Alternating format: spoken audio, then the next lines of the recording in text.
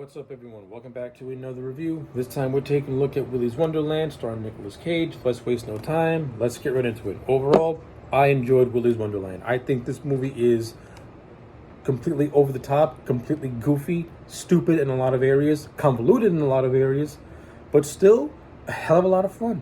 I thought Willy's Wonderland was a fun horror comedy that is helmed by a very interesting yet very entertaining Nicolas Cage performance, where he plays a character known as the Janitor who does not have 1 ounce of dialogue.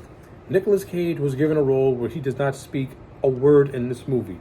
At first, you're wondering, why are you going to mute Nicolas Cage? This is the master of the cage rage. You want cage rage in a movie called Willy's Wonderland. You want him acting all crazy and just off the wall. Instead, Cage is pretty much subdued for the most part in this movie. He doesn't do a whole lot of cage raging. However, he made the role of the janitor work by giving him these little quirks and little nuances, and he made it work. He made a mute character work, and to me personally, Nicolas Cage is the best part of this movie. He is the highlight of this movie. I really enjoy him in the role as the janitor. I like the little, like I said, I like the little quirks and nuances he gave the character. I like how the janitor, he doesn't speak, and everything about him is done through his facial expressions and his reactions to certain things.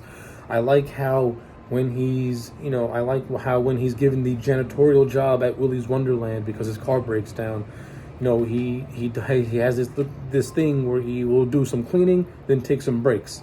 Then he'll do a little more cleaning and take some more breaks. Then when all hell breaks loose and the animatronics start to attack him, that's where the insanity really begins.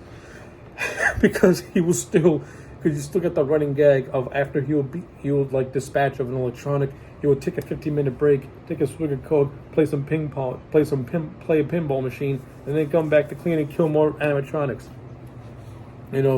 That whole thing was absolutely hilarious, and Nicolas Cage played it so straight, he made it work. Like, he really made it work. So, yeah, to me, Nicolas Cage, he is the highlight of this movie. Now, how is the overall supporting cast in this movie? They're okay. They're mostly your stereotypical horror movie teens, with the exception of one girl named Liv. I thought her friends were just completely disposable. They don't contribute nothing to the plot. I don't find their characters interesting, and all 4 of them do the most stupidest things where you're just gonna be like, yeah, you're gonna die because you're just doing stupid horror movie things and you're not listening. This place is possessed by serial killing animatronics, that you're going to do the things you're going to do. You're going to go to a room and bone knowing that there's serial killer animatronics there.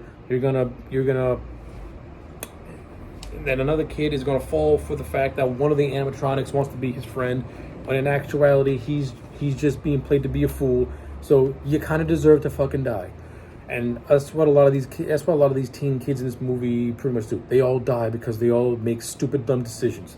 The only smart one is this girl named Liv, who has more of a connection with Willy's Wonderland, because it's revealed that her family was conned into cleaning up the Wonderland, and her family was slaughtered, leaving her as the sole survivor. And she ended up being adopted by the town's sheriff, because the town sheriff couldn't live with the fact of abandoning a little girl whose family she pretty much led to the slaughter. And that creates friction between the 2 of them. That overall subplot, that was okay. But the sheriff character, to me, she didn't get no redemption.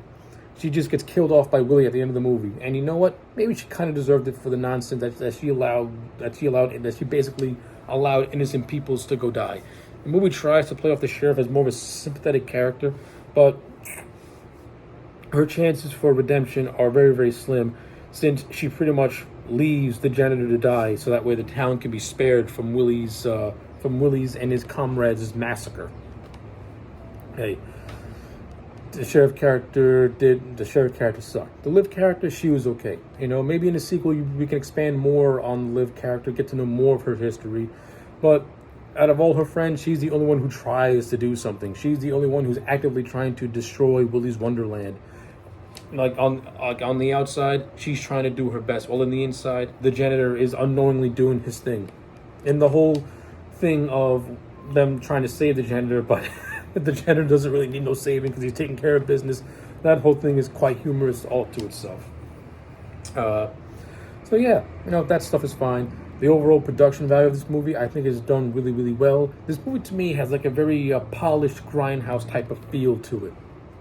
I kind of liked it. I kind of like Kevin Lewis's direction in this movie. I thought the cinematography in this movie was not bad for a basically direct to DVD type of film. It looked pretty good. For the most part, it looked pretty good. The animatronics of Willy and his friends, they all looked and moved really, really well. There's some CGI in this movie, but it's kept relatively minimal, and it looks decent for the most part. Though, yeah, it could look very janky in some areas, but for the most part, it's just the live action animatronics, and I enjoyed it. They all look good. Every single character in Willy's Wonderland has their own unique personality and their own distinct look, which really makes them stand out. The overall explanation as to how the animatronics are alive is completely over the top, but for this movie, it works. So basically, Willy, the soul of this serial killer, and his 7 psychopaths, pretty much did a satanic ritual to transfer their souls inside the animatronics. Since they were about to be arrested by the police officers, when it's revealed that they were using this family center as pretty much their murder city, as murder central. So in a last-ditch effort to avoid being arrested, they do his ritual to transfer the souls into the animatronics. Listen, it's very child's play-ish. It's very child's play-ish. And this movie made it work. As silly as it is, it made it work. So that's pretty much the best I can say about the whole explanation as to how the animatronics are alive. Now, in terms of the action sequences and scares, this movie doesn't really have a whole lot of scares to it. It does have some decent scenes here and there, but for the most part, the action sequences really make this movie stand out. And Nicolas Cage beating possessed Chucky Cheese animatronics is absolutely entertaining as hell to watch, and he dispatches them in very cool and creative ways. I got no complaints about that. That stuff was entertaining. And the ending kind of leaves it up to a potential sequel with the janitor and Liv possibly joining forces and going on another adventure. I would like to see where their story goes. I would like to see a sequel to this movie, because you have the template for what could be a series of really fun and goofy, just over the top movies of the janitor and Liv, doing odd jobs at these family fun centers, taking out on the most random things. That could be a lot of fun. And Willy's Wonderland was a good start to that. Yeah. So, yeah, overall, I'm going to give this movie a solid 6.5 out of 10. I had a lot of fun with it. I enjoyed it. So, yeah, those are my thoughts on Willy's Wonderland. Let me know yours in the comment sections down below. Like the video and subscribe, and I'll check you back next time for more.